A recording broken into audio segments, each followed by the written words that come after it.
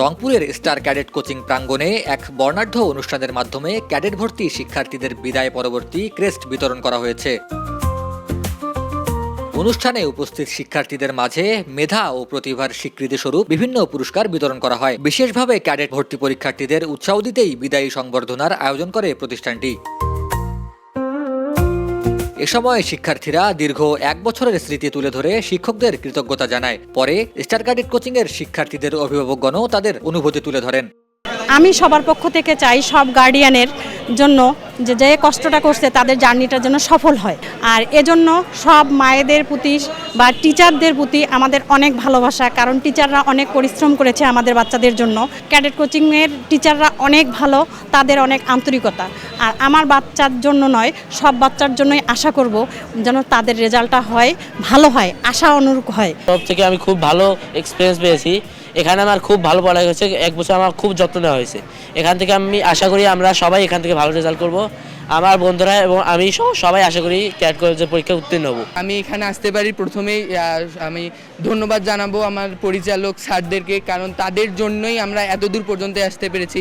এবং আমি আমার সব বন্ধুদের জন্য দোয়া করব যেন তারাও আরও এগিয়ে যেতে পারে, কারণ এই শিক্ষা শুধু আমাদের ক্যাডেট পর্যন্ত না, আমাদের সারা জীবনই লাগবে। আপনারা সবাই দোয়া করবেন যেন আমরা ক্যাডেটে টিকে আমাদের স্যারদের মনে আশা পূরণ করতে পারি, কারণ এই 1টি বছর আমরা অনেক পরিশ্রম করেছি, তারাও পরিশ্রম করিয়েছে।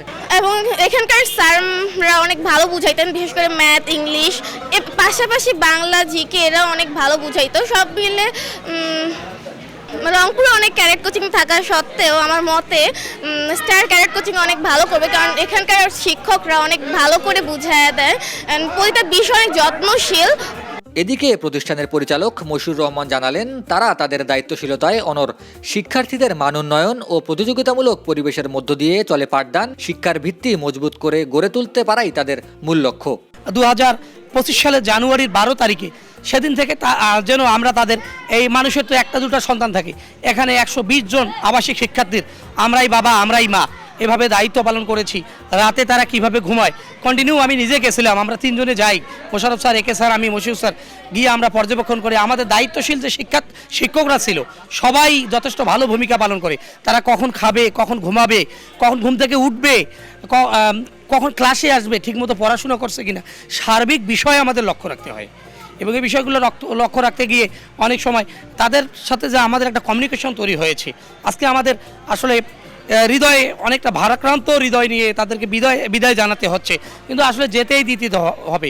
তাদের জন্য ভবিষ্যৎ ভালো কিছু অপেক্ষা করছে, এখান থেকে শিক্ষা নিয়েই তো তারা ভবিষ্যতে ভালো কোনো জায়গায় শিফট করবে, এই জন্য বিদায় দিতেই হবে। ক্যাডেট কলেজ প্রস্তুতিতে একটা বড় কথা হলো যে ক্যাডেট কলেজ লিখিত পরীক্ষা একটা ভাগ্যের বিষয়, কারণ এখানে সারা দেশ মিলে প্রতিযোগিতা।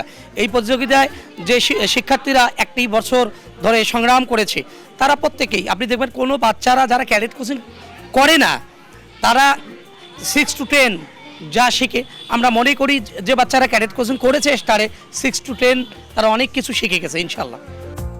অনুষ্ঠানে উপস্থিত অতিথি, অভিভাবক এবং শিক্ষার্থীরা আয়োজকদের ভূয়সী প্রশংসা করেন। পুরো আয়োজনটি আনন্দ ও উৎসাহের মধ্য দিয়ে শেষ হয়। ডেস্ক রিপোর্ট, দেশ নিউজ বিডি 24।